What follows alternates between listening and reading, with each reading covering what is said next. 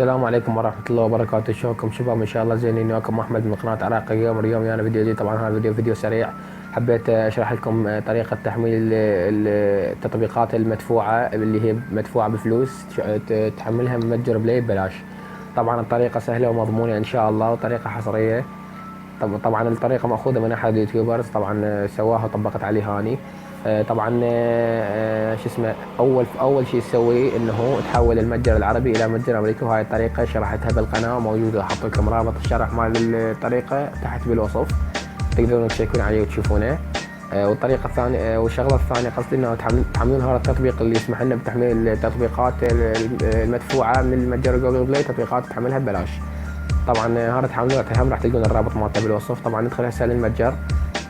طبعا تكتبون التطبيق اللي تريدونه يعني، وتكتبون برو بصفه، راح يطلع لكم نسخه برو، بس راح يطلع لكم بفلوس.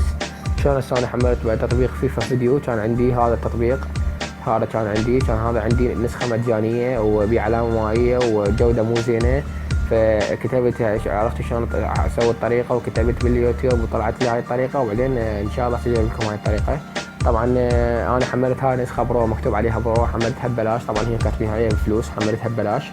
طبعا شلون تحملها؟ طبعا تفتح التطبيق، تكتب التطبيق اللي تريده وتكتب صافة برو، راح يطلع لك بفلوس.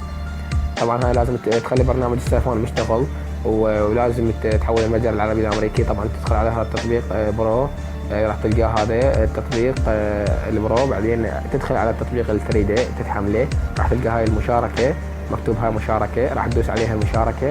بعدين راح يطلع لك التطبيقات الموجودة بالجهاز، تختار هذا التطبيق اللي قلت لكم قبل شوية حملوه. هذا التطبيق تختاره مرة واحدة، تدوس عليه راح يطلع لك هاي الواجهة. ننتظر شوية، بعدين تطلع لك هاي مكتوب فوق فيفا فيديو برو فيديو اديتور ابس.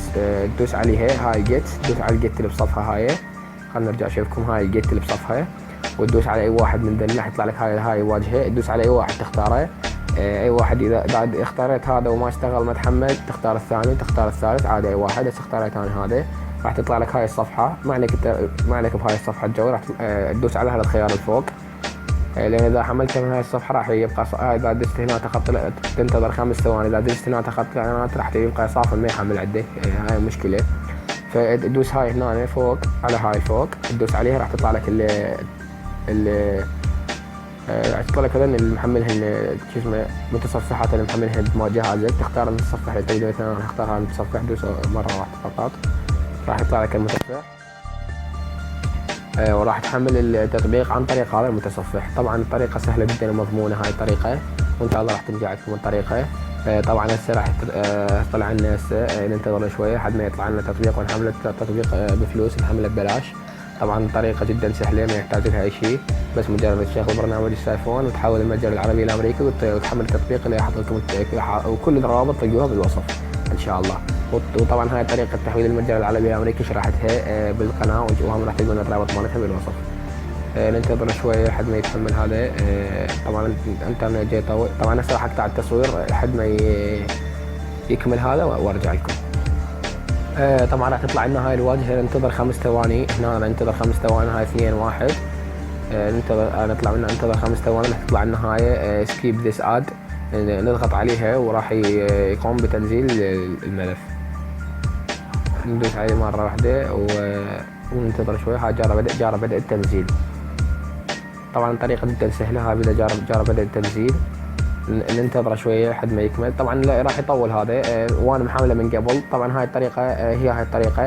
ورا ما يكمل التحميل تدخل عليه عادي وتثبته وماكو اشكال، وان شاء الله تنجح عندكم هاي الطريقه. لا تنسوا اللايك والاشتراك بالقناه. اكتبوا لي بالتعليقات شنو حابين انزل بالقناه فيديوهات. كان معكم احمد من قناه عراق جيمر. مع السلامه.